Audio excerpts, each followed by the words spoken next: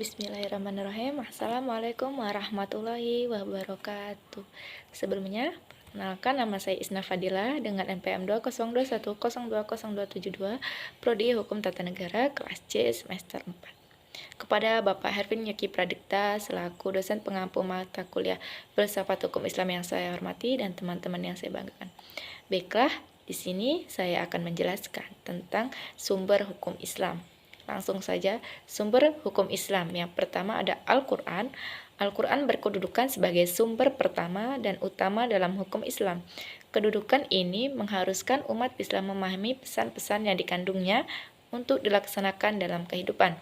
Hal tersebut juga diperlukan sebagai upaya mengatur perilaku baik yang berhubungan dengan manusia ataupun makhluk yang lainnya secara horizontal.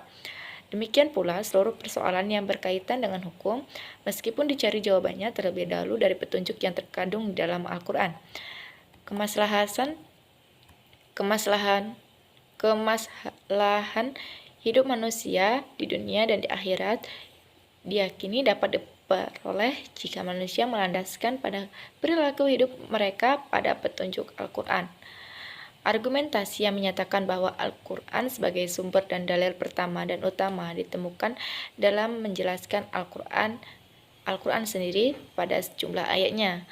Lebih dari 30 ditemukan perintah memenuhi Allah dalam Al-Quran. Bahkan meninggalkan aturan yang disebutkan Al-Quran akan membawa akibat meningkatnya kejahatan yang dilakukan manusia. Al-Quran secara redaksional dan makna yang dikandungnya bersifat qatal al-wujud. Maksudnya adalah lafaz Al-Quran dan pesan yang dikandungnya terjamin keautentikan dan otoritas kebenarannya. Keautentikan itu terjamin karena transformasi periwayatannya secara keseluruhan mencapai tingkat mutawir. Selain itu, jaminan keaslian Al-Quran mendapat intervensi langsung dari pemiliknya, Allah Subhanahu wa Ta'ala. Yang kedua ada Al-Sunnah. Pada uraian sebelumnya telah dijelaskan bahwa Al-Quran sebagai sumber utama dan yang paling utama dari hukum Islam yang bersifat global yang membutuhkan penjelasan secara operasional. Nabi Muhammad SAW sebagai penyampai ajaran Al-Quran diberi otoritas oleh Tuhan untuk menjelaskan lebih lanjut apa yang telah diwahyukan kepadanya. Dengan demikian, Al-Sunnah baik dalam bentuk perkataan, perbuatan maupun dalam bentuk takrir berkedudukan sebagai sumber kedua setelah Al-Quran. Kedudukan Al-Sunnah sebagaimana disebutkan di atas berdasarkan argumentasi bahwa secara normatif ditemukan ayat Al-Quran yang menyeluruh untuk taat kepada Rasul. Ketaatan kepada Rasul sering dikaitkan dengan ketaatan kepada Allah Subhanahu wa Ta'ala. Seperti yang ditemukan pada surat An-Nisa yang artinya hukum-hukum tersebut itu adalah ketentuan-ketentuan dari Allah. Barang siapa taat kepada Allah dan Rasulnya, niscaya Allah memasukkannya ke dalam surga. Al-Quran sering menetapkan beriman kepada Rasul sama dengan kewajiban beriman kepada Allah Subhanahu wa Ta'ala, disebutkan dalam surat Al-Arif ayat 158. Penegasan Al-Quran juga menyebutkan bahwa perbuatan Rasul berdasarkan wahyu yang diturunkan kepadanya seperti yang disebutkan dalam surat Al-Najm ayat 3 yang artinya dan tidaklah diucapkannya itu Al-Quran menurut kemauan hawa nafsunya. Kemudian yang ketiga ada akal dan proyeksi ijtihad. Yang pertama ada pengertian akal.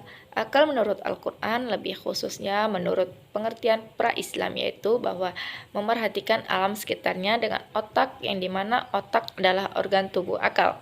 Artinya akal itu sendiri terdapat di dalam otak seseorang yang digunakan untuk berpikir dan berdasarkan pemikiran itu maka lahirlah suatu ide atau gagasan mengenai suatu masalah yang dipikirkan. Sebagaimana telah kita ketahui bahwa Allah Subhanahu wa Ta'ala menciptakan manusia berbeda berdasarkan akalnya dengan makhluk hidup lainnya seperti hewan dan tumbuhan. Berdasarkan perspektif Islam, peran akan dibagi dua yaitu yang pertama ada memahami nilai-nilai ajaran agama. Apabila ada doktrin yang kurang jelas, akal akan merumuskan pelaksanaannya. Adapun ketika sebuah doktrin agama memiliki nilai-nilai sosial, Akal bertugas menerjemahkan dalam konteks kehidupan kekinian, bukan untuk mengubah doktrin, melainkan menemukan pelaksanaan doktrin.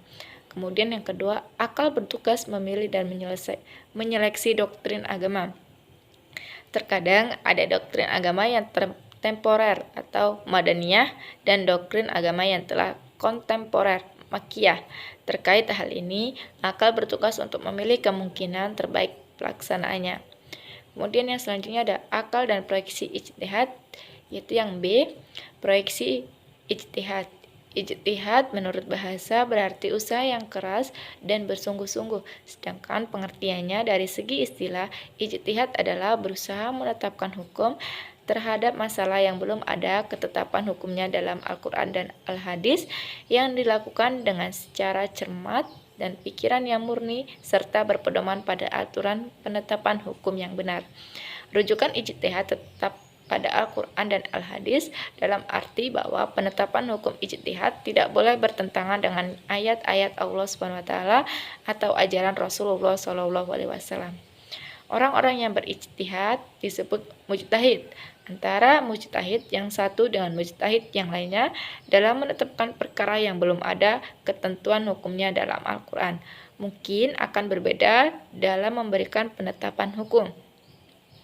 Ada pendapat yang satu benar dan yang lainnya menjadi salah. Hal ini akan menjadi penilaian yang memengaruhi hukum. Ijtihad menjadi sumber hukum Islam.